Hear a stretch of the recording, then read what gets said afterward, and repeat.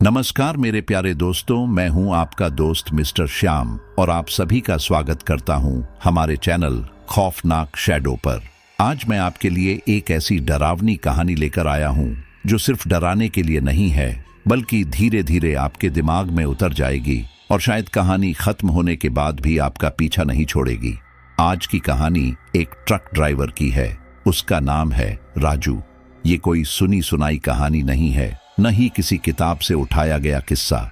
ये राजू की अपनी आप बीती है, वही जो उसने देखा, महसूस किया और झेला। इस कहानी को मैं आपको राजू के ही पॉइंट ऑफ व्यू से सुनाने वाला हूँ, यानी जो कुछ भी हुआ वही आप उसकी आंखों से देखेंगे और उसकी जुबानी सुनेंगे।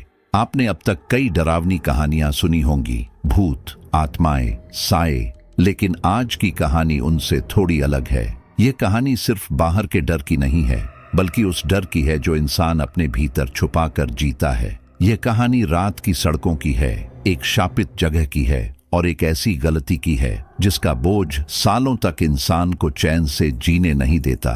कहानी शुरू करने से पहले बस एक छोटी सी गुजारिश। अगर आप हमारे चैनल पर पहली बार आए हैं तो खौफनाक शैडो को सब्सक्राइब जरूर करें, ताकि आप हमारी इस छोटी सी फैमिली का हिस्सा बन सकें और आने वाली हर खौफनाक कहानी आप तक सबसे पहले पहुंच सके। तो अब ज्यादा देर नहीं करते, हेडफोन लगाइए, लाइट थोड़ी कम कर लीजिए और खुद को तैयार कर लीजिए, क्योंकि अब जो कहानी शुरू होने वाली है। मेरा नाम राजू है, मैं ट्रक ड्राइवर हूं और मेरी जिंदगी ज्यादातर रातों की हो चुकी है।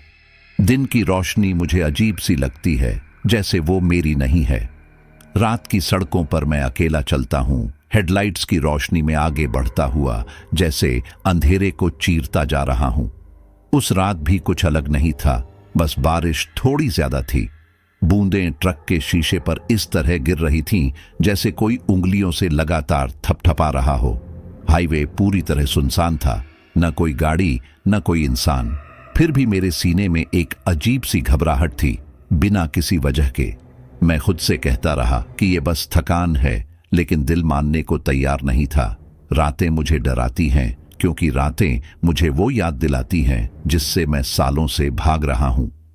ट्रक के केबिन में एक अजीब सी घुटन थी। इंजन की लगातार आवाज के बावजूद मुझे लगता था जैसे कोई और भी सांस ले रहा हो। कई बार ऐसा महसूस हुआ कि कोई पीछे बैठा है, लेकिन जब मुड़कर देखता तो खालीपन के सिवा कुछ नहीं मिलता।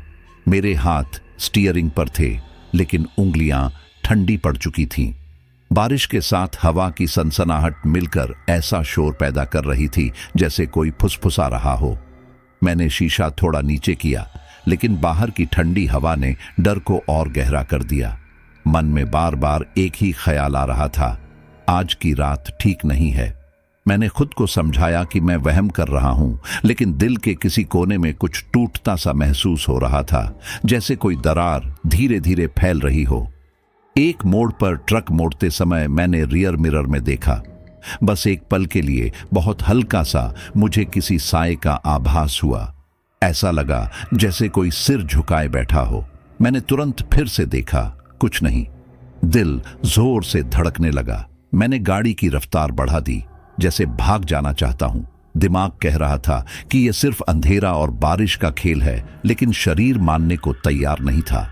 मेरी पीठ पर ठंडा पसीना उतर आया। उस पल मुझे एहसास हुआ कि डर तब सबसे ज्यादा खतरनाक होता है जब उसका कोई चेहरा न हो। मैं बार बार खुद से कह रहा था कि मैं अकेला हूं, लेकिन भीतर कहीं कोई और मौजूद था और वही मुझे देख रहा था। अचानक रेडियो अपने आप चालू हो गया। मैंने उसे छुआ तक नहीं था। पहले सिर्फ खरखराहट, फिर टूटी फूटी आवाजें, जैसे कोई बहुत दूर से बोलने की कोशिश कर रहा हो। मैं रेडियो बंद करने ही वाला था कि एक शब्द साफ सुनाई दिया, राजू। मेरा हाथ वहीं जम गया, दिल जैसे सीने से बाहर आ गया हो। मैंने इधर उधर देखा, केबिन में सिर्फ मैं था। रेडियो फिर चुप हो गया, जैसे कुछ हुआ ही ना हो। मैंने हंसने की कोशिश की, खुद को मजबूत दिखाने के लिए, लेकिन वो हंसी मेरी नहीं थी। मैंने रेडियो बंद कर दिया और खुद से कहा कि दिमाग खेल खेल रहा है। फिर भी उस आवाज की ठंडक मेरे कानों में अटक गई, जैसे किसी ने भीतर से पुकारा हो। बारिश और तेज हो गई थी। वाइपर पूरी रफ्तार से चल रहे थे, लेकिन सड़क साफ दिख नहीं रही थी। हर किलोमीटर के साथ मेरी बेचैनी बढ़ती जा रही थी। ऐसा लग रहा था जैसे सड़क खत्म ही नहीं हो रही, जैसे मैं एक ही जगह घूम रहा हूं। मेरे अतीत की कुछ धुंधली तस्वीरें दिमाग में उभरने लगीं। एक रात, एक चीख और मेरा भाग जाना। मैंने जोर से सिर झटका, उन यादों को दबाने के लिए। मैंने सालों पहले तय कर लिया था कि पीछे नहीं देखूंगा, लेकिन उस रात पीछे देखने का डर सबसे ज्यादा था। मुझे लगा अगर मैं रुका तो कुछ ऐसा सामने आ जाएगा जिसे मैं दोबारा झेल नहीं पाऊंगा। तभी दूर हेडलाइट्स की रोशनी में एक पुराना ढाबा दिखा। पीली सी रोशनी, टूटा हुआ बोर्ड और आसपास फैला सन्नाटा। मुझे नहीं पता क्यों, लेकिन उसे देखते ही दिल ने कहा, रुक जाओ। शायद मैं बहाना ढूंढ रहा था, शायद खुद से बचना चाहता था। मैंने ट्रक धीमा किया। ढाबे के पास पहुंचते ही अजीब सन्नाटा था, जैसे बारिश की आवाज भी वहां आकर मर जाती हो। मैंने इंजन बंद किया, लेकिन अंदर का शोर बंद नहीं हुआ। ऐसा लगा जैसे बाहर उतरते ही कुछ मेरे पीछे से उतर पड़ेगा। फिर भी मैंने दरवाजा खोला, क्योंकि उस पल मुझे लगा कि अगर मैं आगे बढ़ा तो रात मुझे पूरी तरह निगल लेगी। मैं ढाबे की ओर बढ़ा। हर कदम भारी लगता जा रहा था। पीछे मुड़कर ट्रक को देखा। वो अंधेरे में किसी विशाल साए जैसा खड़ा था। मुझे लगा जैसे उसके अंदर कुछ हिल रहा हो, लेकिन मैंने आंखें झपकाईं और खुद को संभाला। उस रात मैं बस इतना जानता था कि ये सफर अब साधारण नहीं रहा। जो कुछ भी शुरू हो चुका था वो यहीं खत्म नहीं होने वाला था। ढाबे की रोशनी में कदम रखते हुए मुझे एहसास हुआ कि मैं किसी ऐसी कहानी में दाखिल हो रहा हूं जहां से लौटना आसान नहीं होता, और शायद लौटना संभव भी नहीं होता। ढाबे के पास पहुंचते ही मुझे ऐसा लगा जैसे मैं किसी जिंदा जगह में नहीं, बल्कि किसी छोड़ी हुई याद में कदम रख रहा हूं। पीली बल्ब की रोशनी हवा में कांप रही थी, जैसे अभी बुझ जाएगी। चारों तरफ सन्नाटा इतना गाढ़ा था कि बारिश की आवाज भी धीमी पड़ गई थी। जमीन गीली थी, लेकिन कहीं भी ताजा पैरों के निशान नहीं थे। ढाबे की कुर्सियां उलटी पुलटी पड़ी थीं। कुछ मेजें ऐसे रखी थीं जैसे लोग अचानक उठकर भाग गए हों। अंदर से धुएं और जले हुए तेल की मिली-जुली गंध आ रही थी, जो पेट में अजीब सी मरोड़ पैदा कर रही थी। मैंने एक गहरी सांस ली और खुद को संभालते हुए भीतर कदम रखा, लेकिन दिल लगातार कह रहा था कि इस जगह पर रुकना ठीक नहीं है। काउंटर के पीछे एक अधेड़ उम्र का आदमी खड़ा था। उसकी आंखें मुझ पर टिक गईं, जैसे वह मेरा ही इंतजार कर रहा हो। उसके चेहरे पर थकान नहीं, बल्कि डर जमी हुई परत की तरह दिख रहा था। जैसे ही मैं पास पहुंचा, उसने बिना पूछे कहा, बैठ जा राजू। मैं वहीं ठिठक गया। मैंने उसे अपना नाम नहीं बताया था। एक पल के लिए लगा कि शायद मैंने अनजाने में बोल दिया हो, लेकिन याद करने पर यकीन हो गया कि नहीं। उसकी आंखों में कुछ ऐसा था जो पहचान से ज्यादा सजा जैसा लगता था। मैंने हंसने की कोशिश की, लेकिन आवाज गले में अटक गई। वह मुझे घूरता रहा, मानो मेरी आंखों के पीछे छुपी किसी बात को पढ़ रहा हो। मैंने उससे चाय मांगी, बस माहौल हल्का करने के लिए। वह चुपचाप मुड़ा और चूल्हे की तरफ चला गया। चाय बनाते वक्त भी उसकी नजर बार बार मुझ पर जाती रही। फिर अचानक उसने धीमी आवाज में कहा, राजू, रात में उस रास्ते से मत जाना। उसके शब्दों में कोई सलाह नहीं थी, सिर्फ चेतावनी थी। मैंने पूछा, कौन सा रास्ता? लेकिन उसने जवाब नहीं दिया, बस चाय का कप मेरे सामने रख दिया। कप के किनारे उसके हाथ कांप रहे थे। मैंने महसूस किया कि इस ढाबे में डर सिर्फ मुझे नहीं था। यहाँ हर चीज डरी हुई लग रही थी, जैसे दीवारें तक कुछ छुपा रही हों। ढाबे के एक कोने में दो और ड्राइवर बैठे थे। उनके चेहरे थके हुए नहीं, बल्कि खाली थे। वे आपस में बात नहीं कर रहे थे, बस सामने देखते जा रहे थे। जब मैंने कुर्सी खिसकाई तो उनमें से एक ने अचानक मेरी तरफ देखा। उसकी आंखें लाल थीं, जैसे उसने कई रातों से सोया ही न हो। फिर उसने नजरें झुका लीं, मानो कुछ देख लिया हो जो उसे नहीं देखना चाहिए था। दूसरा ड्राइवर धीरे धीरे हंसने लगा, बिना किसी वजह के। वह हंसी इतनी बेजान थी कि मेरे रोंगटे खड़े हो गए। मैंने जल्दी से चाय खत्म की और खुद को सामान्य दिखाने की कोशिश की, लेकिन दिल अब तेजी से धड़क रहा था। वॉशरूम की तरफ जाते वक्त मुझे दीवारों पर नमी और अजीब से दाग दिखे। अंदर घुसते ही बदबू तेज हो गई। फर्श पर कुछ लाल लाल निशान थे, बिल्कुल खून जैसे। मैं जम गया। कुछ सेकंड तक मैं बस उन्हें देखता रहा। फिर नल खोला, पानी गिरा और जैसे ही मैंने दोबारा नीचे देखा, निशान गायब थे। फर्श साफ थी, जैसे कुछ था ही नहीं। मेरा सिर घूमने लगा। मैंने शीशे में खुद को देखा। चेहरा पीला पड़ चुका था। लगा जैसे मैं खुद भी यहाँ का हिस्सा बनता जा रहा हूँ। जल्दी से बाहर निकला, दिल जोर जोर से धड़कता हुआ। बाहर आते ही मेरी नजर ढाबे की एक दीवार पर पड़ी। वहां कुछ उभरा हुआ था, जैसे नमी से शब्द बन गए हों। पास जाकर देखा तो साफ पढ़ा जा सकता था, वापस मुड़ जा। मेरी सांस अटक गई। ये कोई मजाक नहीं था। मैंने हृदय की तरफ देखा, लेकिन वह मेरी ओर नहीं देख रहा था। उसकी आंखें जमीन पर थीं, जैसे उसे पता हो कि मैं क्या पढ़ रहा हूं। एक पल के लिए मुझे लगा कि अगर मैं यहां और रुका तो ये दीवारें मुझसे बात करने लगेंगी। डर अब सिर्फ मन में नहीं, हवा में फैल चुका था। मैंने बिना कुछ कहे पैसे रखे और बाहर निकल आया। बारिश अब भी हो रही थी, लेकिन मुझे उसकी ठंडक महसूस नहीं हो रही थी। ट्रक के पास पहुंचते हुए मैंने पीछे मुड़कर ढाबे को देखा। रोशनी पहले से ज्यादा मध्यम लग रही थी। मैंने चेतावनी को दिमाग से झटकने की कोशिश की। खुद से कहा कि यह सब डर का खेल है, कुछ और नहीं।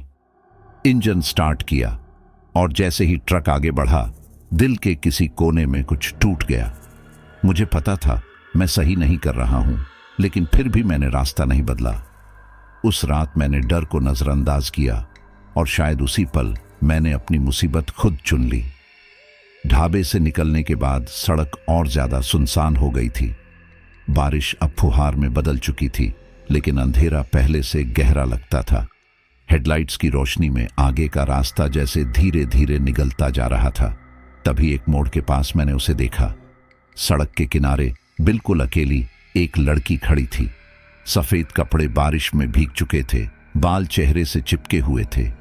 एक पल के लिए मेरा पैर ब्रेक पर अटक गया। इस सुनसान हाईवे पर इतनी रात को कोई यूं खड़ा कैसे हो सकता है? दिल ने कहा आगे निकल जाओ, लेकिन आंखें हट ही नहीं पाईं। ट्रक आगे बढ़ गया, पर कुछ मीटर बाद मैंने खुद ही ब्रेक लगा दिए। मुझे लगा जैसे अगर मैं नहीं रुका तो यह दृश्य मुझे जीवन भर पीछा करेगा। मैं नीचे उतरा और उससे पूछा कि वह ठीक है या नहीं। उसकी आंखें उठी और सीधे मुझ पर टिक गईं। उस नजर में डर था, लेकिन उससे ज्यादा कुछ और, जैसे वह मुझे पहले से जानती हो। उसने धीरे से अपना नाम बताया, आन्या। उसकी आवाज में कंपी थी, लेकिन शब्द साफ थे। उसने कहा कि उसे आगे जाना है, बहुत दूर नहीं। मैं जानता था कि अजनबियों को रात में बैठाना ठीक नहीं, लेकिन उसके चेहरे पर जो डर था वह बनावटी नहीं लग रहा था। मैंने ट्रक का दरवाजा खोला और उसे बैठने का इशारा किया। जैसे ही वह अंदर आई, केबिन का तापमान अचानक गिर गया। मैंने इंजन स्टार्ट किया, लेकिन मन में एक अनजानी बेचैनी घर कर चुकी थी। आन्या चुपचाप सामने देखती रही।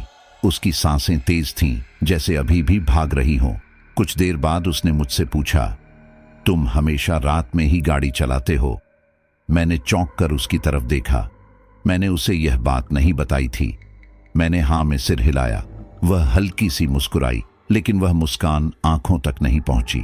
उसने मेरे गांव का नाम लिया, फिर मेरी मां का। मेरे हाथ स्टीयरिंग पर कस गए। दिल जोर से धड़कने लगा। मैंने उससे पूछा कि वह ये सब कैसे जानती है। उसने कोई जवाब नहीं दिया, बस बाहर अंधेरे में देखने लगी। उस पल मुझे एहसास हुआ कि मैंने किसी साधारण लड़की को ट्रक में नहीं बैठाया है। ट्रक अपनी रफ्तार में चल रहा था, लेकिन केबिन के अंदर समय जैसे धीमा पड़ गया था। बारिश की आवाज फिर तेज होने लगी। तभी अचानक ट्रक की बॉडी की तरफ से एक हल्की सी खरोंचने की आवाज आई। मैंने ध्यान नहीं दिया, सोचा कोई टहनी होगी, लेकिन कुछ सेकंड बाद वही आवाज फिर आई, इस बार ज्यादा साफ, जैसे कोई नाखूनों से लोहे को खुरच रहा हो। मेरा गला सूख गया। आन्या ने तुरंत मेरी तरफ देखा। उसकी आंखों में वही डर था जो मैंने ढाबे पर देखा था। उसने कुछ नहीं कहा, लेकिन उसका चेहरा बता रहा था कि यह आवाज उसे नई नहीं लग रही। मैंने शीशे में देखा, पीछे सब ठीक लग रहा था, फिर भी दिल मानने को तैयार नहीं था। आवाज तीसरी बार आई और इस बार लंबी। मेरे हाथ कांपने लगे। मैंने रफ्तार कम की, तभी आन्या ने मेरा हाथ पकड़ लिया। उसकी उंगलियां ठंडी थीं, असामान्य रूप से ठंडी। उसने धीमी लेकिन सख्त आवाज में कहा, ट्रक मत रोकना। उसके शब्दों में डर से ज्यादा हुक्म था। मैंने उसकी तरफ देखा। उसका चेहरा पीला पड़ चुका था, होंठ कांप रहे थे। मुझे लगा जैसे वह कुछ छुपा रही है, कुछ ऐसा जिसे जानना शायद मेरे लिए ठीक नहीं था। उस पल मुझे उसका डर जाना पहचाना लगा। ऐसा ही डर मैंने पहले भी महसूस किया था, बहुत साल पहले। वही भारीपन, वही बेचैनी। ट्रक की बॉडी से आवाजें अब रुक रुक कर आ रही थीं, जैसे कोई सुन रहा हो कि हम क्या बात कर रहे हैं। मैंने खुद को मजबूत करने की कोशिश की, लेकिन दिल में अजीब सी सिहरन दौड़ गई। आन्या ने बाहर की तरफ देखा और लगभग फुसफुसाते हुए बोली, अगर ट्रक रोका तो सब खत्म हो जाएगा। मैंने उससे पूछा कि क्या खत्म हो जाएगा, लेकिन उसने सिर हिला दिया, जैसे जवाब देने से डर रही हो। सड़क आगे बढ़ती रही, लेकिन मेरे भीतर कुछ थम सा गया था। मैं अब सिर्फ गाड़ी नहीं चला रहा था, मैं किसी ऐसी कहानी में घुस चुका था जिसकी शर्तें मुझे नहीं पता थीं। आन्या चुप हो गई, लेकिन उसकी मौजूदगी केबिन में भारी होती जा रही थी। ट्रक की हर आवाज, इंजन की हर धड़कन, सब कुछ ज्यादा तेज लगने लगा। मुझे लगा जैसे हम अकेले नहीं हैं, जैसे कोई और भी हमारे साथ चल रहा हो, ट्रक के अंदर या शायद मेरे दिमाग में। उस रात पहली बार मुझे एहसास हुआ कि डर सिर्फ दिखता नहीं, वह धीरे धीरे पास आकर बैठ जाता है और फिर उठने का नाम नहीं लेता। कुछ किलोमीटर आगे बढ़ते ही मेरे मोबाइल की स्क्रीन अचानक काली हो गई। नेटवर्क पहले ही कमजोर था, लेकिन अब बिल्कुल गायब था। जीपीएस की आवाज जो थोड़ी देर पहले रास्ता बता रही थी, एक झटके में खामोश हो गई। मैंने स्क्रीन पर देखा, नो सिग्नल। दिल में अजीब सी ठंडक उतर गई।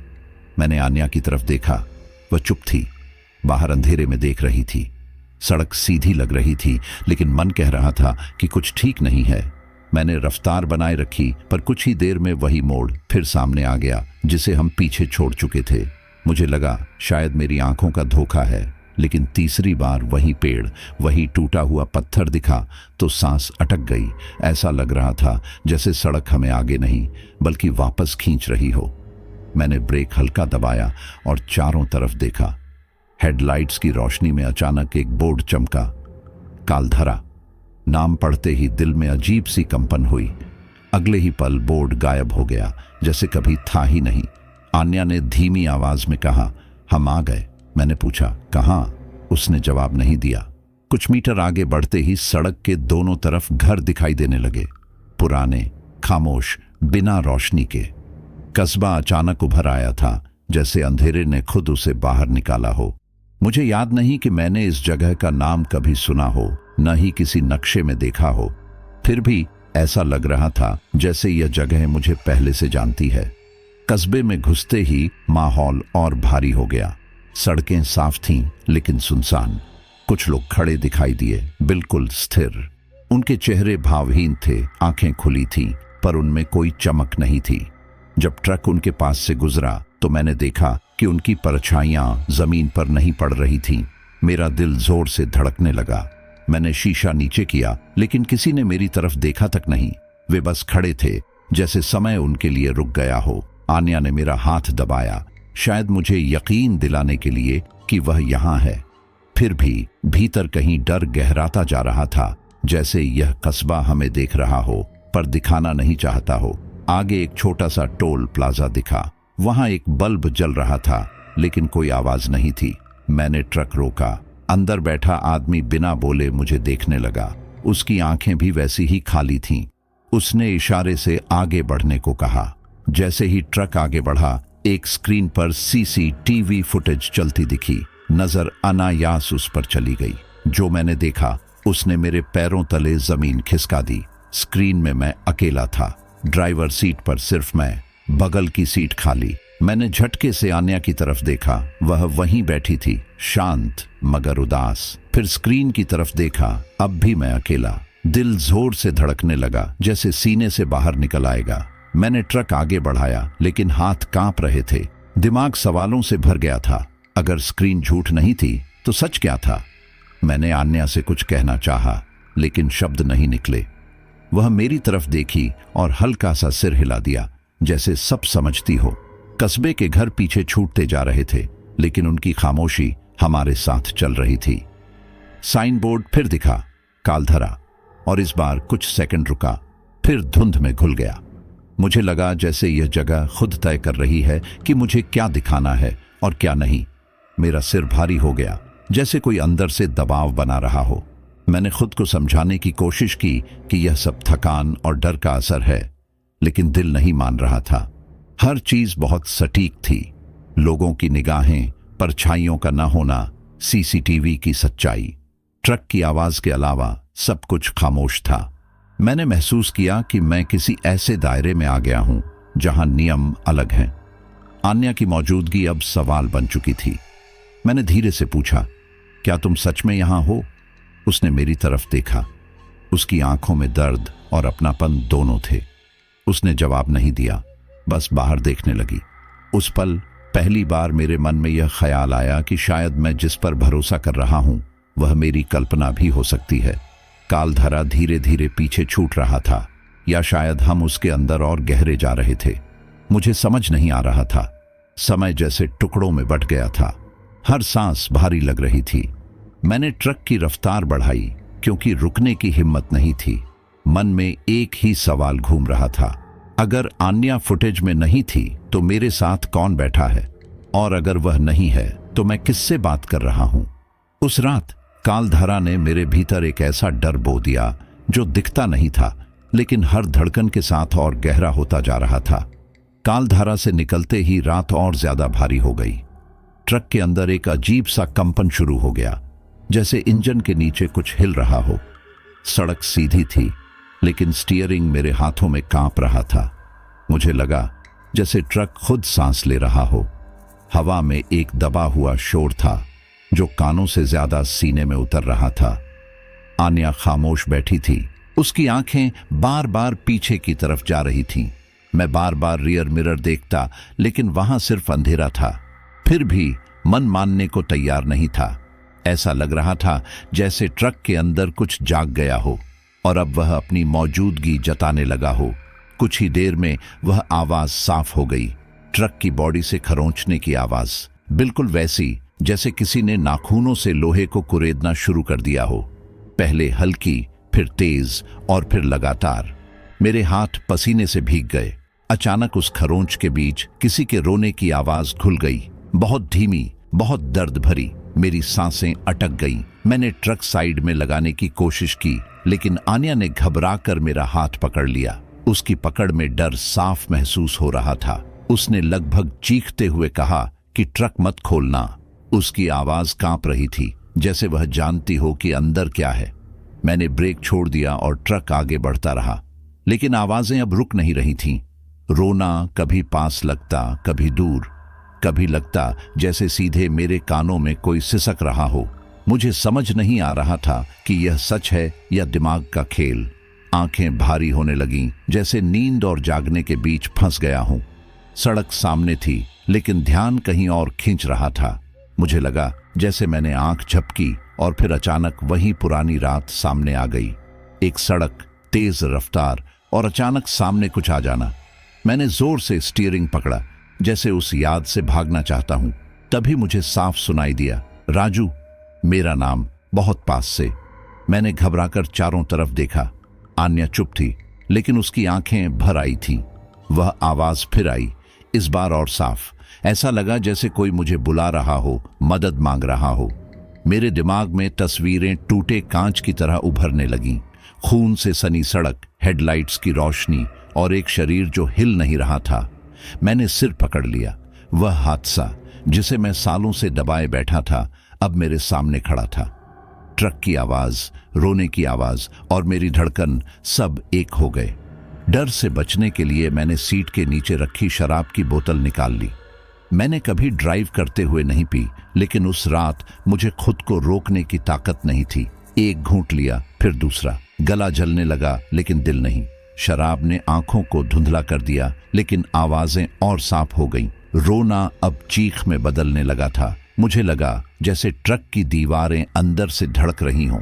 आन्या ने मेरा नाम लिया, लेकिन उसकी आवाज दूर से आती लग रही थी। शराब ने डर को दबाया नहीं बल्कि उसे और खोल दिया। मैंने अचानक ब्रेक मारा, ट्रक झटके से रुका, आवाजें एक पल के लिए थम गईं, चारों तरफ सन्नाटा छा गया, बारिश की बूंदें साफ सुनाई देने लगीं। मैं भारी सांसें ले रहा था, तभी ट्रक की बॉडी की तरफ से एक तेज धमक हुई। मैंने धीरे धीरे पीछे देखा, लोहे की दीवार अंदर की तरफ उभरने लगी, जैसे कोई जोर से धक्का दे रहा हो। फिर मैंने देखा एक हाथ अंदर से उभरा हुआ, उंगलियां फैली हुई जैसे बाहर निकलना चाहता हो।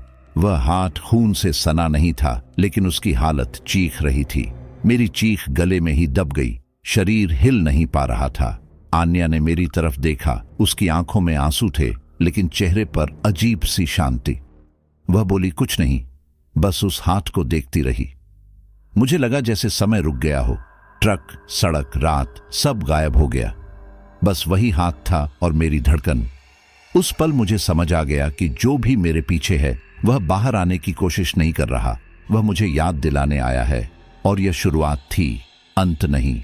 मैंने उस रात पहली बार कालधारा में सोने की कोशिश की। ट्रक एक सुनसान जगह पर खड़ा था, चारों तरफ अजीब सी खामोशी फैली हुई थी। इंजन बंद होने के बाद भी कानों में उसकी गूंज अटकी हुई थी। मैं सीट पर लेटा, आंखें बंद की, लेकिन नींद आने से पहले ही लगा जैसे यह जगह मुझे सोने नहीं देगी। बाहर हवा भी नहीं चल रही थी, फिर भी ट्रक हल्के हल्के हिल रहा था। ऐसा महसूस हो रहा था जैसे कोई बहुत धीरे धीरे उसे धक्का दे रहा हो। मैंने आंखें खोली, लेकिन कुछ दिखाई नहीं दिया। फिर आंखें बंद की और उसी पल मेरा शरीर जैसे जड़ हो गया। मैं सांस ले पा रहा था, लेकिन हिल नहीं पा रहा था। आंखें खुली थीं, पर पलकें भारी लग रही थीं। मुझे समझ नहीं आ रहा था कि मैं जाग रहा हूं या सपना देख रहा हूं। ट्रक का केबिन धीरे धीरे धुंध में बदलने लगा, दीवारें पिघलती हुई लगने लगीं और अचानक मैं खुद को सड़क पर खड़ा पाया। वही हाईवे, वही अंधेरी रात, वही बारिश की हल्की बूंदें। फर्क बस इतना था कि इस बार मैं ट्रक में नहीं था, मैं पैदल था, सड़क के बीचों बीच। दूर से इंजन की आवाज सुनाई दे रही थी, लेकिन ट्रक दिखाई नहीं दे रहा था। दिल जोर जोर से धड़क रहा था, जैसे कुछ आने वाला हो। मुझे अपने पैरों में वजन महसूस हो रहा था, लेकिन फिर भी मैं आगे बढ़ता गया, बिना यह जाने कि क्यों। सड़क के बीच अचानक एक आकृति उभरी। एक लड़की खड़ी थी, बिल्कुल स्थिर। उसके कपड़े भीग चुके थे, बाल चेहरे पर गिरे हुए थे। मैं उसे देखना चाहता था, लेकिन उसका चेहरा साफ नहीं दिख रहा था, जैसे किसी ने जानबूझकर धुंध डाल दी हो। मैंने उसका नाम पुकारना चाहा, लेकिन आवाज नहीं निकली। तभी पीछे से तेज रोशनी फैल गई। ट्रक की हेडलाइट्स, वे इतनी तेज थीं कि आंखें चुभने लगीं। मैंने पीछे मुड़कर देखा, ट्रक तेज रफ्तार से मेरी ओर आ रहा था। मैंने हाथ हिलाए, चिल्लाया, लेकिन ट्रक रुका नहीं। ब्रेक की आवाज तक नहीं आई, बस इंजन की गड़गड़ाहट और रोशनी का बढ़ता सैलाब। लड़की ने अचानक सिर उठाया। उसी पल उसने चीख मारी। वह चीख इतनी तेज और दर्द भरी थी कि लगा जैसे किसी ने मेरे सीने को फाड़ दिया हो। उसी चीख के साथ मेरी आंखें खुल गईं। मैं जोर से हाँफ रहा था, पूरा शरीर पसीने से भीग चुका था। ट्रक का केबिन वापस सामने था, लेकिन दिल अब भी उसी सड़क पर अटका हुआ था। मेरी सांसें बेकाबू थीं, हाथ कांप रहे थे। कुछ पल तक मैं बस बैठा रहा, यह समझने की कोशिश करता रहा कि जो देखा वह सपना था या याद। बाहर सब शांत था, लेकिन मेरे अंदर शोर मचा हुआ था, जैसे कुछ टूटकर बाहर आना चाहता हो। मैंने धीरे से सिर उठाया और तभी मैंने देखा कि आन्या मुझे घूर रही है। उसकी आंखें खुली थीं, एक तक मेरी तरफ देख रही थीं। उस नजर में कोई हैरानी नहीं थी, जैसे वह जानती हो कि मैं क्या देख रहा था। मैं कुछ बोल नहीं पाया, गला सूख गया था। वह धीरे धीरे मेरे पास आई। उसकी चाल में अजीब सी नमी थी, जैसे वह जमीन को छू नहीं रही हो। उसने मेरे चेहरे की तरफ झुककर देखा और उसकी ठंडी सांस मेरे गाल को छू गई। उस पल मुझे पूरा यकीन हो गया कि यह सिर्फ सपना नहीं था। आन्या ने बहुत शांत आवाज में कहा, अब तुम्हें याद आना शुरू हो गया है राजू। उसके शब्द किसी चेतावनी जैसे नहीं थे, बल्कि सच्चाई की तरह थे। मैंने उसकी आंखों में देखा, वहां डर नहीं था, बल्कि इंतजार था, जैसे वह बहुत समय से यही पल देख रही हो। मेरे दिमाग में उस हादसे की टूटी फूटी तस्वीरें फिर से उभरने लगीं। सड़क, बारिश, रोशनी और वह चीख। मैंने सिर झुका लिया क्योंकि मैं और देख नहीं सकता था। नींद अब मुझसे दूर भाग चुकी थी। उस रात के बाद मुझे समझ आ गया कि कालधारा सिर्फ एक जगह नहीं है, ये मेरी यादों का दरवाजा है जो अब धीरे धीरे खुल रहा है। जो कुछ मैंने दबा रखा था वह अब सपनों के रास्ते बाहर आने लगा था। मैं जानता था कि यह शुरुआत है, आगे जो आने वाला है वह मुझे चैन से जीने नहीं देगा, क्योंकि जब अतीत सपनों में बोलने लगे तो जागना सबसे डरावनी चीज बन जाता है। सुबह की हल्की रोशनी कालधारा पर गिरी, लेकिन अंधेरा पूरी तरह हटा नहीं। ऐसा लग रहा था जैसे सूरज भी इस जगह को छूने से डर रहा हो। मैं ट्रक के पास खड़ा था, रात की थकान अभी भी शरीर में जमी हुई थी। तभी दूर से एक पुलिस की जीप आती दिखाई दी। उसकी आवाज इस खामोशी को चीरती हुई मेरी तरफ बढ़ रही थी। दिल जोर से धड़कने लगा। इस सुनसान और अजीब कस्बे में पुलिस का होना ही अपने आप में डरावना था। जीप रुकी और दरवाजा खुलते ही एक आदमी बाहर उतरा। उसकी चाल में आत्मविश्वास था, लेकिन आंखों में कुछ ऐसा था जो आम पुलिस वालों में नहीं दिखता। उसने चारों तरफ नजर दौड़ाई, जैसे वह इस जगह से अच्छी तरह वाकिफ हो। वह सीधे मेरी तरफ आया और बिना औपचारिकता के बोला, राजू। मेरा नाम सुनते ही मेरे शरीर में झटका सा लगा। उसने खुद को इंस्पेक्टर राणा बताया। उसकी आवाज शांत थी, लेकिन उसमें दबाव था। उसने मुझसे बैठने को कहा और सवाल शुरू कर दिए।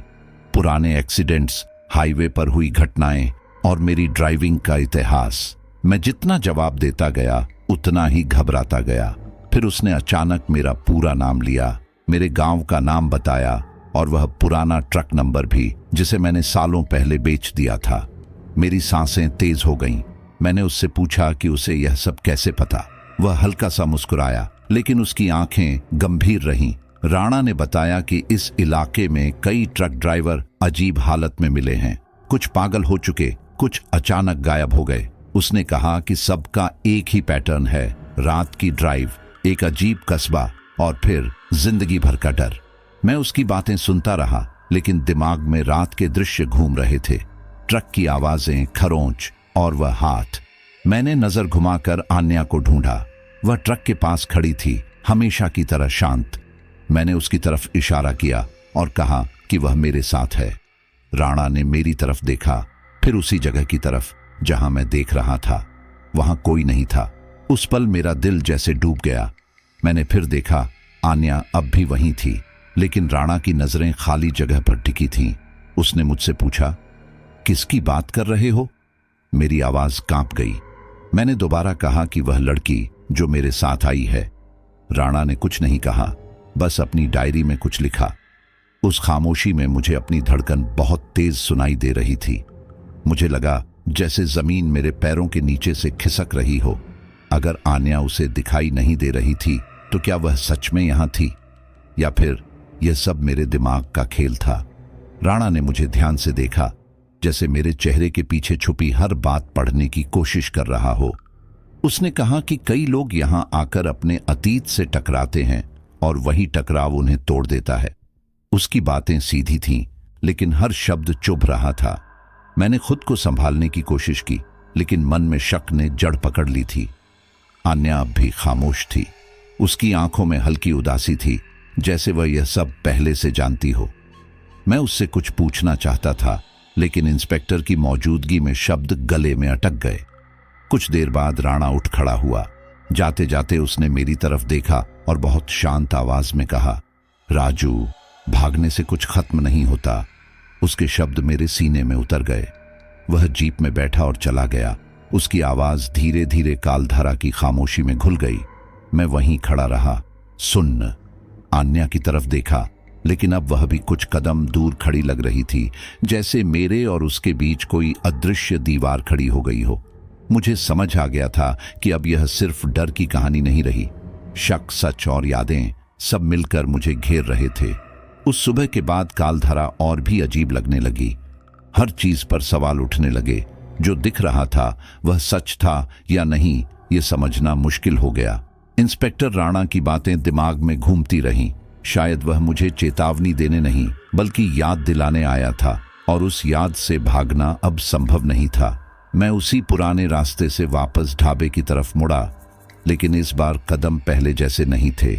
हवा में अजीब सी गंध थी, जैसे गीली मिट्टी में कुछ सड़ चुका हो। ढाबा दूर से ही दिख गया, वही पीली रोशनी, वही टूटा बोर्ड, लेकिन अब वह जगह पहले से ज्यादा भारी लग रही थी। जैसे ही मैं अंदर गया, हरदेव की नजर मुझ पर पड़ी और वह अचानक पीछे हट गया। उसके चेहरे का रंग उड़ गया, आंखें फैल गईं जैसे उसने कोई भूत देख लिया हो। उसके होंठ कांपने लगे और वह बुदबुदाया, तू यहाँ? उस पल मुझे ऐसा लगा जैसे मैं जिंदा नहीं बल्कि किसी ऐसी चीज की तरह खड़ा हूं जिसे यहां नहीं होना चाहिए था। ढाबे की खामोशी और गहरी हो गई और मेरी धड़कनें मुझे साफ सुनाई देने लगीं। मैंने उससे पूछा कि वह ऐसा क्यों घबरा रहा है। हरदेव ने पानी का गिलास उठाया, लेकिन उसके हाथ इतने कांप रहे थे कि आधा पानी गिर गया। उसने इधर उधर देखा जैसे कोई सुन न ले, फिर धीमी आवाज में बोला कि कालधरा कोई आम जगह नहीं है। उसकी आंखों में डर के साथ साथ थकान भी थी, जैसे वह यह बात कई बार कह चुका हो, लेकिन हर बार उसका बोझ और बढ़ गया हो। उसने बताया कि यह जगह उन लोगों के लिए है जो किसी अपराध के बाद भागते हैं, जो सच से मुंह मोड़ लेते हैं। उसकी बातें सुनते हुए मुझे इंस्पेक्टर राणा के शब्द याद आ गए। मेरा गला सूख गया। मुझे लगा जैसे हरदेव मेरे अतीत को जानता है। हरदेव ने कहा कि इस जगह से निकलना आसान नहीं। बहुत लोग आए, लेकिन बहुत कम लौट पाए। कुछ तो ऐसे थे जिनका नाम तक किसी को याद नहीं रहा। उसने दीवार की तरफ इशारा किया जहां पहले भी अजीब शब्द उभरे थे। उसकी आवाज भारी हो गई। उसने कहा कि कालधरा लोगों को बाहर नहीं जाने देती जब तक वे खुद को नहीं देख लेते। मैंने पूछा कि वह खुद यहां क्यों है। वह चुप हो गया। उसकी आंखों में कुछ टूटा हुआ दिखा, लेकिन उसने कुछ नहीं कहा। बस इतना बोला कि हर किसी की सजा अलग होती है और उसकी सजा यही ढाबा है। यह सुनकर मेरे रोंगटे खड़े हो गए। मैंने हिम्मत करके आन्या के बारे में पूछा। जैसे ही उसका नाम लिया, हरदेव का चेहरा और सख्त हो गया। उसने मुंह फेर लिया, जैसे उस नाम को सुनना भी उसके लिए भारी हो। कुछ पल तक वह खामोश रहा। ढाबे में सिर्फ घड़ी की टिक टिक सुनाई दे रही थी, जो पहले कभी नहीं सुनी थी। फिर उसने बहुत धीमी आवाज में कहा, कुछ लोग मरकर भी चले नहीं जाते। उसके शब्द मेरे सीने में उतर गए।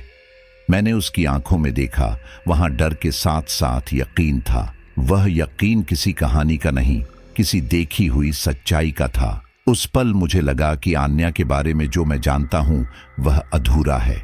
मैंने पीछे मुड़कर ढाबे की दीवार की तरफ देखा। वहां नमी से कुछ उभरता हुआ दिख रहा था। धीरे धीरे अक्षर साफ होने लगे, पहले धुंधले, फिर बिल्कुल साफ। सच कबूल कर। मेरे पैरों तले जमीन खिसक गई। ये वही दीवार थी जिसने पहले भी मुझे चेतावनी दी थी, लेकिन इस बार शब्द सीधे मेरे लिए थे। मैंने हरदेव की तरफ देखा। वह सिर झुकाए खड़ा था, जैसे उसे पता हो कि यह लिखा जाएगा। मुझे लगा जैसे यह जगह मुझे घेर रही है, हर तरफ से। दीवारें, हवा और लोग सब एक ही बात कह रहे थे। ढाबे के बाहर बारिश फिर शुरू हो गई। बूंदों की आवाज छत पर ऐसे पड़ रही थी जैसे कोई गिनती कर रहा हो। मैंने महसूस किया कि मैं जितना सच से भागता हूं, यह जगह उतनी ही कसती जाती है। हरदेव ने मुझसे कहा कि यहां कोई किसी को मजबूर नहीं करता, लेकिन यहां से निकलने का रास्ता सिर्फ सच से होकर जाता है। उसके शब्द भारी थे, लेकिन उनमें सच्चाई थी। मैंने उसे धन्यवाद कहा, लेकिन आवाज में जान नहीं थी। अंदर कहीं कुछ टूट चुका था। जब मैं ढाबे से बाहर निकला तो मुझे ऐसा लगा जैसे हवा भी मुझे पहचान रही हो। ट्रक दूर खड़ा था, लेकिन अब वह मुझे सुरक्षित नहीं लग रहा था। दीवार पर लिखे शब्द मेरे दिमाग में गूंज रहे थे, सच कबूल करना। लेकिन किससे और किस बात का? मैंने आसमान की तरफ देखा, लेकिन वहां सिर्फ बादल थे। उस रात मुझे समझ आ गया कि कालधरा कोई जगह नहीं, बल्कि एक सवाल है, और उस सवाल से बचना अब मुमकिन नहीं था।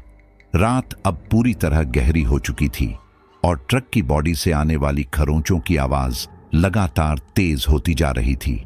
यह अब कभी रुकती नहीं थी, जैसे किसी ने ठान लिया हो कि मुझे सोने नहीं देना है। हर खरोंच मेरे दिमाग में उतरती जा रही थी, लोहे के साथ साथ मेरी नसों को भी कुरेदती हुई। कभी लगता कोई अंदर से दीवार पीट रहा है, कभी लगता कोई बाहर निकलने की कोशिश कर रहा है। मैं ड्राइवर सीट पर बैठा पसीने से भीग चुका था। इंजन बंद था, फिर भी ट्रक जैसे कांप रहा था। उस आवाज में अब एक लय थी, जैसे कोई जिंदा चीज सांस के साथ वार कर रही हो।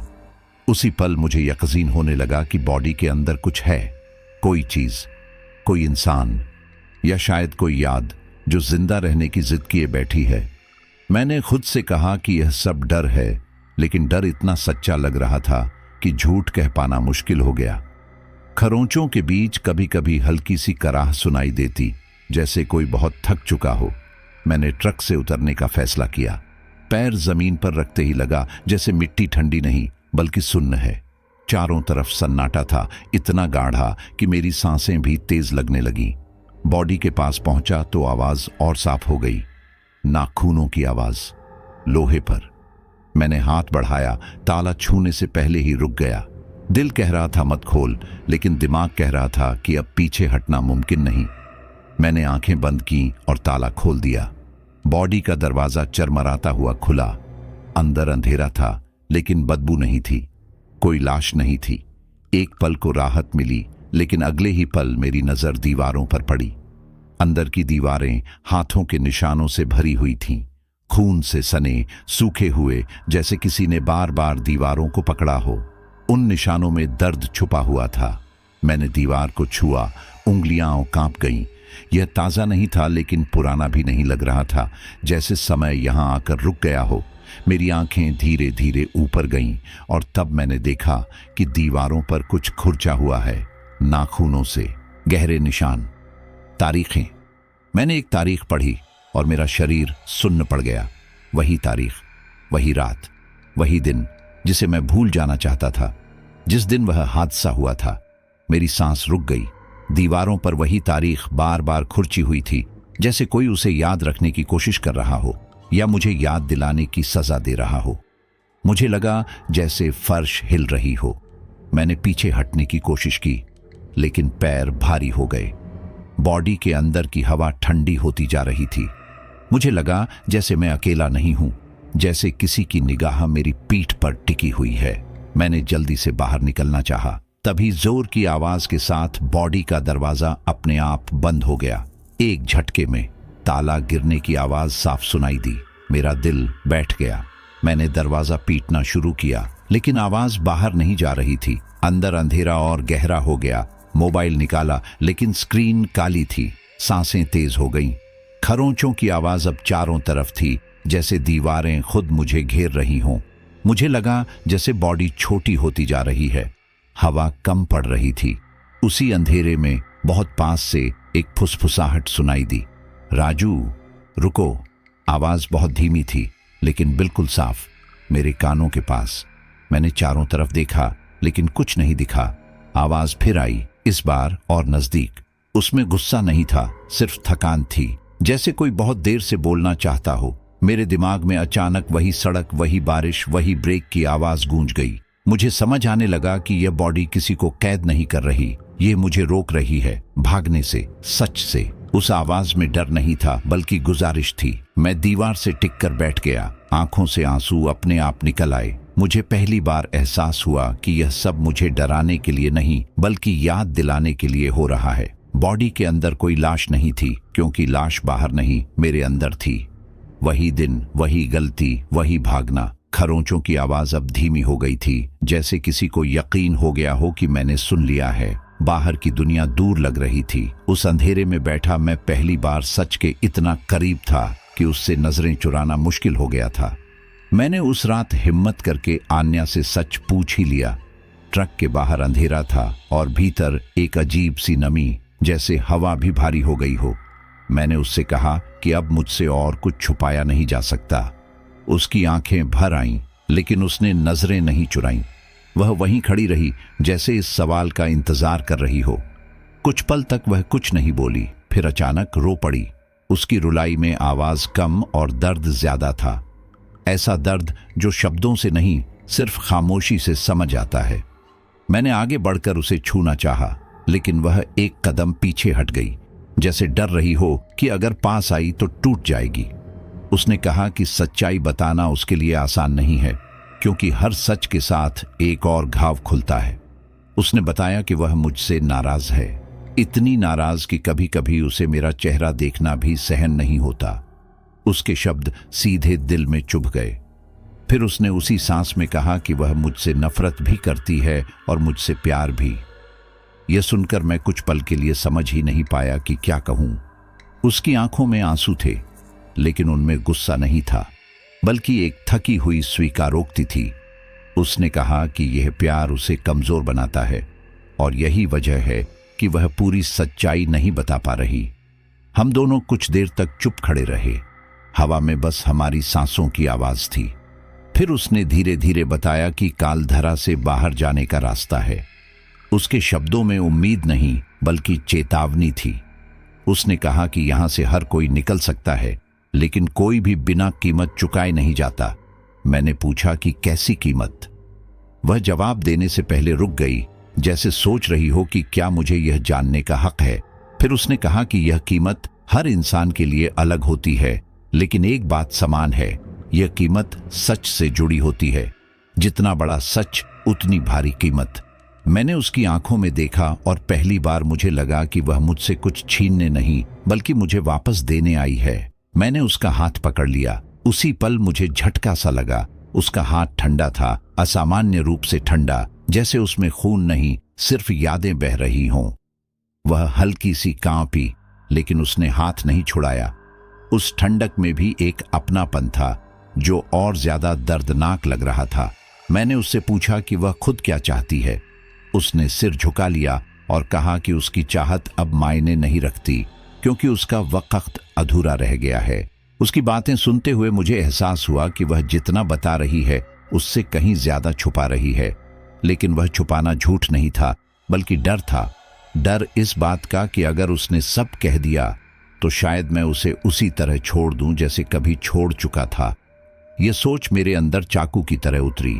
मैंने उससे वादा करना चाहा, लेकिन शब्द नहीं मिले। उसने खुद ही कहा कि वादों की यहाँ कोई कीमत नहीं होती, यहाँ सिर्फ कर्म चलते हैं और कर्मों की परछाइयां। उसने बताया कि कालधरा उन आत्माओं को पकड़ कर रखती है जिनके साथ अधूरा इंसाफ हुआ है। कुछ लोग यहाँ सजा काटते हैं और कुछ इंतजार करते हैं। उसने यह नहीं बताया कि वह किस में से है। उसकी आंखों में एक अजीब सी शांति थी, जैसे वह अपने सच को स्वीकार कर चुकी हो। मैंने महसूस किया कि जितना मैं उसके करीब जा रहा हूं, उतना ही वह मुझसे दूर होती जा रही है। जैसे हमारे बीच कोई ऐसी रेखा खींची हो जिसे पार करना मुमकिन नहीं। मैंने उससे आखिरी बार पूछा कि वह सच में कौन है। उसने मेरी तरफ देखा बहुत देर तक। उस नजर में न डर था न गुस्सा, सिर्फ एक गहरी उदासी। फिर उसने बहुत धीमी लेकिन साफ आवाज में कहा, राजू, मैं पूरी तरह जिंदा नहीं हूं। उस रात की नींद कोई साधारण नींद नहीं थी। वह मुझे खींचकर अतीत में ले गई। मैं फिर उसी रास्ते पर था जहां से सब शुरू हुआ था। बारिश वैसी ही थी, लगातार, जिद्दी, मानो सड़क को धोकर कुछ उजागर करना चाहती हो। चारों तरफ अंधेरा था और हाईवे इतना खाली कि अपनी ही सांसें अजनबी लग रही थीं। ट्रक मैं ही चला रहा था, लेकिन हाथों में वही पुरानी सुस्ती थी। शराब की गंध मेरे भीतर से आ रही थी। दिमाग सुन्न था और आंखें आधी बंद। उस रात मुझे लगा था कि मैं सब संभाल सकता हूं, कि मैं गाड़ी भी चला लूंगा और खुद को भी। लेकिन बारिश की हर बूंद के साथ मेरी पकड़ ढीली पड़ती जा रही थी। मोबाइल अचानक बज उठा। स्क्रीन पर वही नाम जिससे अक्सर झगड़े होते थे। मैंने कॉल उठाया। आवाजें तेज थीं, शब्द चुभने वाले। ध्यान सड़क से हटकर मोबाइल पर चला गया। बहस बढ़ती गई और मेरे अंदर का गुस्सा भी। मैंने चिल्लाकर कुछ कहा और उसी पल आगे देखा। हेडलाइट्स की रोशनी में अचानक एक आकृति उभरी। एक लड़की बिल्कुल सामने, सफेद कपड़े, भीगा हुआ शरीर और आंखें जो डर से फैली हुई थीं। उस एक पल में समय जैसे रुक गया। मैंने ब्रेक पर पूरा जोर लगाया, लेकिन वह जोर बहुत देर से आया था। टक्कर की आवाज आज भी मेरे कानों में गूंजती है। एक भारी झटका, फिर सन्नाटा। ट्रक कुछ मीटर आगे जाकर रुका। मोबाइल हाथ से गिर चुका था। मैं कुछ सेकंड तक बस बैठा रहा, समझ ही नहीं पाया कि क्या हुआ। फिर डर ने मुझे बाहर धकेला। मैं लड़खड़ाते हुए नीचे उतरा। बारिश तेज हो चुकी थी। सड़क पर वह लड़की पड़ी थी, हिल नहीं रही थी। दिल जोर से धड़कने लगा। मैंने उसका नाम नहीं जाना था, लेकिन उस पल मुझे लगा जैसे वह मुझे जानती हो। मैं उसके पास गया और तभी उसकी उंगलियां हिली। वह जिंदा थी, बहुत कमजोर लेकिन जिंदा। उसकी आंखें खुली और उसने मेरी तरफ देखा। उसके होंठ हिले, आवाज मुश्किल से निकली। वह मदद मांग रही थी। प्लीज, वह शब्द आज भी मेरे सीने में गूंजता है। मैंने चारों तरफ देखा, कोई गाड़ी नहीं, कोई इंसान नहीं, बस मैं, वह लड़की और बारिश। मेरे दिमाग में एक साथ कई ख्याल आए। पुलिस, जेल, जिंदगी का अंत। उसकी सांसें तेज थीं, दर्द साफ दिख रहा था। उसने मेरा हाथ पकड़ने की कोशिश की, लेकिन मैं पीछे हट गया। मैंने खुद से कहा कि मैं मदद लाऊंगा, लेकिन सच यह था कि मैं डर गया था। वह डर किसी भूत का नहीं था, बल्कि सज्जा का था। मैंने उसे सड़क पर छोड़ दिया। उसकी आंखें मुझे देखती रहीं जब तक मैंने ट्रक स्टार्ट नहीं कर दिया। मैं मुड़ा नहीं, एक बार भी नहीं। बारिश के शीशे से सब धुंधला हो गया था, लेकिन उसकी चीख साफ सुनाई दी। वह चीख मेरे पीछे छूटती गई और मैं आगे बढ़ता गया।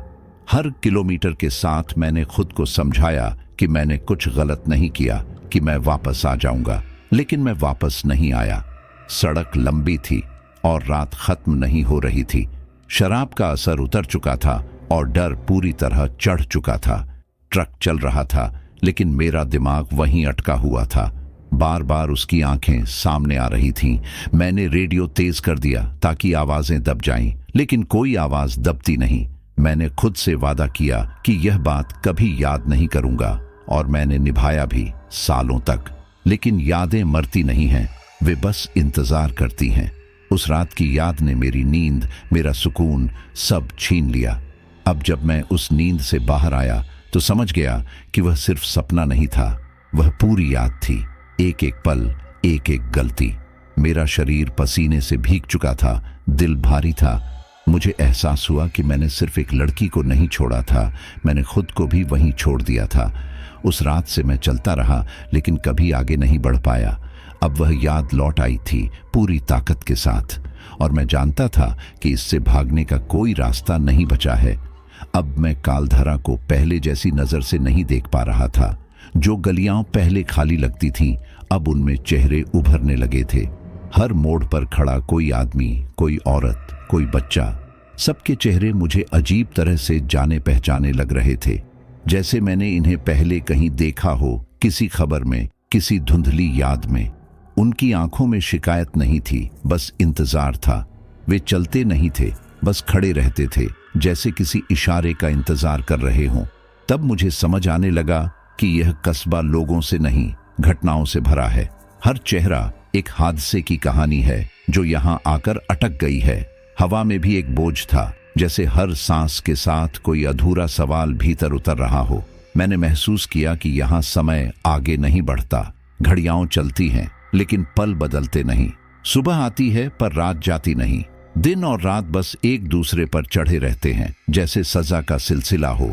हर चीज जमी हुई थी, दीवारों पर पड़ी दरारें, सड़कों पर जमी धूल और लोगों की आंखों में ठहरी उम्मीद। यह जगह जीने के लिए नहीं बनी थी, यह इंतजार के लिए बनी थी। इंतजार उस घड़ी का जब कोई सच स्वीकार करे। मुझे लगा जैसे मैं किसी अदालत में खड़ा हूं, जहां जज समय है और सजा यादें, और यहां से निकलने का कोई रास्ता नहीं जब तक फैसला पूरा ना हो जाए। हरदेव का चेहरा अचानक मेरे दिमाग में उभरा। अब मुझे समझ आने लगा कि वह इतना थका हुआ क्यों दिखता था। उसकी आंखों में जो डर था, वह रोज रोज मरने का डर नहीं था, बल्कि रोज रोज याद करने का था। मुझे एहसास हुआ कि वह भी किसी हादसे का शिकार था। शायद वह भी किसी रात, किसी सड़क पर, किसी गलती का हिस्सा बना था। अब वह इस ढाबे में फंसा हुआ था, जैसे उसकी सजा यही हो, आने वालों को चेतावनी देना, लेकिन खुद कभी नहीं निकल पाना। उसका हर शब्द, हर खामोशी अब मुझे साफ समझ आने लगी थी। वह यहाँ इसलिए था क्योंकि उसने भी कहीं न कहीं सच से मुंह मोड़ा था। धीरे धीरे यह साफ होता गया कि कालधरा किसी भूतिया जगह से ज्यादा एक ठहराव है। ये उन आत्माओं की जगह है जिन्हें इंसाफ नहीं मिला, जो मरी लेकिन उनकी कहानी पूरी नहीं हुई, जो चिल्लाईं लेकिन किसी ने सुना नहीं। वे यहाँ भटकती नहीं हैं, वे इंतजार करती हैं इंसाफ का, स्वीकारोक्ति का। मैंने देखा कि कई चेहरे मुझे घूरते हैं, लेकिन उनमें गुस्सा नहीं था। वे मुझसे कुछ मांग नहीं रहे थे, वे बस मुझे देख रहे थे, जैसे कह रहे हों, अब समझ में आया। यह एहसास मेरे लिए किसी सजा से कम नहीं था। तभी मुझे अपनी जगह साफ दिखने लगी। यह कस्बा मुझे इसलिए नहीं रोके हुए था कि मैंने कोई हादसा किया था। हादसे तो बहुतों ने किए थे। यह जगह मुझे इसलिए पकड़े हुए थी क्योंकि मैं भाग गया था। मैंने सच से मुंह मोड़ लिया था। मैंने एक जिंदगी को सड़क पर छोड़ दिया था और फिर ऐसे चला जैसे कुछ हुआ ही ना हो। बाकी लोग यहाँ इसलिए थे क्योंकि उन्हें रोका गया था। मैं यहाँ इसलिए था क्योंकि मैंने खुद को रोकने से मना कर दिया था। यह फर्क अब मेरे सीने में पत्थर की तरह बैठ गया। मैंने चारों तरफ देखा और पहली बार मुझे डर नहीं लगा। डर की जगह शर्म ने ले ली थी। कालधरा अब मुझे डरावनी नहीं लग रही थी, बल्कि ईमानदार लग रही थी। यह जगह झूठ को सहन नहीं करती थी। यहाँ कोई छुप नहीं सकता था। हर दीवार, हर चेहरा, हर खामोशी एक ही बात कह रही थी, भागने से कुछ खत्म नहीं होता। मुझे एहसास हुआ कि यह कस्बा मुझे तोड़ने नहीं बल्कि जगाने आया है। यह मेरी परीक्षा थी और मैं अब तक उसमें फेल होता रहा था। उस पल मुझे समझ में आया कि अगर मैं यहाँ से निकलना चाहता हूँ तो मुझे रास्ता नहीं, हिम्मत चाहिए। हिम्मत सच को देखने की, उसे स्वीकार करने की और उसकी कीमत चुकाने की। कालधरा कोई शाप नहीं थी, यह आईना थी, और उस आईने में जो चेहरा मुझे दिख रहा था उससे अब नजरें चुराना मुमकिन नहीं था। अब मुझे समझ आने लगा था कि जिसे मैं अब तक वह कहता रहा वह बाहर कहीं नहीं था, न ट्रक की बॉडी में, न कालधरा की गलियों में। वह मेरे भीतर था, वही साया, वही आवाज जो हर रात मेरे साथ चलती रही। जब भी मैं रियर मिरर में डरता था, जब भी रेडियो पर मेरा नाम गूंजता था, वह सब मेरा ही दूसरा रूप था। मेरी डरपोक आत्मा, वह हिस्सा जो उस रात ट्रक से उतरा था लेकिन आगे बढ़ने की हिम्मत नहीं जुटा पाया था। अब वह मेरे सामने खड़ा था, बिना शक्ल के, बिना शरीर के, लेकिन पूरी ताकत के साथ। मुझे लगा जैसे अंधेरा मेरे अंदर से निकलकर मेरे सामने बैठ गया हो। उसकी आवाज कोई नई नहीं थी, वही फुसफुसाहट जो मुझे नींद में जगाती थी, वही सवाल जो हर शराब के घूंट के साथ गूंजता था। फर्क बस इतना था कि अब वह छुप नहीं रहा था, वह मेरे सामने था, साफ, बेरहम। उसने मुझसे कोई इल्जाम नहीं लगाया, कोई सजा नहीं सुनाई। उसने बस एक सवाल पूछा, बहुत साधारण, बहुत सीधा। अगर तुमने उसे बचाया होता तो? यह सवाल किसी हथौड़े की तरह मेरे सीने पर गिरा। मेरे पास कोई जवाब नहीं था, क्योंकि मैं जानता था अगर मैंने उसे बचाया होता तो मेरी जिंदगी कुछ और होती। शायद आसान नहीं, लेकिन खोखली भी नहीं। मैंने उससे बहस करने की कोशिश की, खुद को समझाने की कोशिश की कि मैं घबरा गया था, कि हालात ऐसे थे। लेकिन वह मुस्कुराया। वह मुस्कान मेरी ही थी। उसने कहा कि डर होना गुनाह नहीं है, लेकिन डर के आगे झुक जाना है। उसके हर शब्द में सच्चाई थी और वही सबसे ज्यादा चुभ रही थी। मैंने महसूस किया कि मैं सालों से उसी रात में फंसा हुआ हूं। ट्रक चलता रहा, जिंदगी आगे बढ़ती रही, लेकिन मैं वहीं रुका रहा, उस सड़क पर, उस लड़की के पास जिसे मैंने अकेला छोड़ दिया था। वह मेरे चारों तरफ घूमने लगा, जैसे शिकारी अपने शिकार के चारों ओर घूमता है। हर कदम के साथ मेरी यादें खुलती जा रही थीं। उसने मुझसे पूछा कि मैं किससे भाग रहा था, पुलिस से, समाज से या खुद से। मैं चुप रहा, क्योंकि जवाब मुझे पता था। मैं खुद से भाग रहा था, उस राजू से जो मदद कर सकता था लेकिन नहीं की, उस राजू से जो इंसान बन सकता था लेकिन डरपोक बन गया। वह साया मेरे भीतर उतरता चला गया और मैं खुद को छोटा होता महसूस करने लगा। फिर अचानक वह मेरे सामने रुक गया। उसकी आवाज अब तेज नहीं थी, बल्कि थकी हुई थी। उसने कहा कि वह मुझे डराने नहीं आया है, वह तो बस मुझे जिंदा रखने आया है, क्योंकि सच को दबाकर कोई भी जिंदा नहीं रहता, वह बस चलता रहता है। उस पल मेरे अंदर कुछ टूट गया। कोई दीवार जो मैंने सालों पहले खड़ी की थी। मेरी आंखों से आंसू निकल आए, बिना आवाज के, बिना शर्म के। पहली बार मैंने खुद को कमजोर मान लिया और उसी कमजोरी में मुझे अजीब सी ताकत महसूस हुई। मैंने उससे नजरें नहीं चुराईं। पहली बार मैंने उस सवाल से मुंह नहीं मोड़ा, मैंने माना कि मैंने गलती की, बड़ी गलती, और मैंने भागकर उसे और बड़ा बना दिया। उस स्वीकारोक्ति के साथ ही मुझे लगा जैसे कमरे की हवा हल्की हो गई हो। साया अब उतना गहरा नहीं रहा। वह अब मेरे सामने नहीं, मेरे भीतर था, लेकिन दुश्मन की तरह नहीं, याद की तरह, चेतावनी की तरह। मैं जान गया कि वह को मिटाया नहीं जा सकता, लेकिन उसे अपनाया जा सकता है। उस रात पहली बार मुझे नींद नहीं आई, लेकिन बेचैनी भी नहीं थी। मैं बैठा रहा अंधेरे में अपने ही साथ। अब डर बाहर नहीं था, डर की जगह जिम्मेदारी ने ले ली थी। मैं सच से भाग नहीं रहा था। मैंने उसे देख लिया था, छू लिया था, स्वीकार कर लिया था। और उसी पल मुझे एहसास हुआ कि कालधरा की असली परीक्षा यही थी। जब तक वह मेरा पीछा करता रहा, मैं भागता रहा। जिस दिन मैंने उसे पहचान लिया, उसी दिन भागना रुक गया। मैंने इंस्पेक्टर राणा को ढूंढा, या शायद वह पहले से मेरा इंतजार कर रहा था। कालधरा की उसी खाली सड़क पर वह खड़ा था, जैसे इस पल के लिए ही बना हो। मैंने उसके सामने खड़े होकर कुछ छुपाने की कोशिश नहीं की। आवाज कांप रही थी, लेकिन शब्द साफ थे। मैंने उस रात की हर बात बताई, शराब, झगड़ा, बारिश, टक्कर और वह डर जिसने मुझे भागने पर मजबूर किया। मैंने कोई बहाना नहीं दिया, कोई सफाई नहीं रखी। मैंने यह नहीं कहा कि हालात खराब थे। मैंने बस इतना कहा कि मैं डर गया था। राणा चुपचाप सुनता रहा। उसकी आंखें मुझ पर जमी थीं, जैसे वह हर शब्द को तौल रहा हो। जब मैं चुप हुआ तो मुझे लगा जैसे सीने से कोई भारी पत्थर हट गया हो, लेकिन उसकी जगह एक खालीपन आ गया हो। मेरी आवाज के साथ ही हवा बदलने लगी। जमीन के नीचे से एक हल्की सी कंपन उठी, जैसे कालधरा ने मेरी बात सुन ली हो। दूर कहीं कुत्तों के रोने की आवाज आई, फिर अचानक सन्नाटा छा गया। राणा ने कुछ नहीं कहा, बस सिर झुकाया, जैसे उसे यह सब पहले से पता हो। मैंने पीछे देखा। आन्या कुछ दूरी पर खड़ी थी। वह पास नहीं आई, न ही उसने मुझे रोका। वह बस सुनती रही। उसकी आंखों में आंसू नहीं थे, बल्कि एक अजीब सी शांति थी। मुझे लगा जैसे वह भी इसी पल का इंतजार कर रही थी। मैंने पहली बार महसूस किया कि सच कहना सिर्फ कानून के लिए नहीं, आत्मा के लिए भी होता है। जैसे जैसे मेरे शब्द खत्म हुए, कालधरा और बेचैन होने लगी। सड़क पर पड़ी धूल उठने लगी, दीवारों पर दरारें फैलने लगी। लगा जैसे जमीन के नीचे कुछ टूट रहा हो। आसमान पर बादल तेजी से घूमने लगे और एक गड़गड़ाहट ने पूरी जगह को हिला दिया। यह डरावना था, लेकिन अब डर मेरे अंदर नहीं था। मैंने सीधा खड़े रहकर सब देखा। राणा ने मुझे देखा और पहली बार उसकी आंखों में कठोरता नहीं, बल्कि संतोष दिखा, जैसे उसने अपना काम पूरा कर लिया हो। मैंने महसूस किया कि यह कबूलनामा सिर्फ मेरे लिए नहीं था, ये इस जगह के लिए भी था। अचानक एक तेज आवाज के साथ बादल फटते से लगे।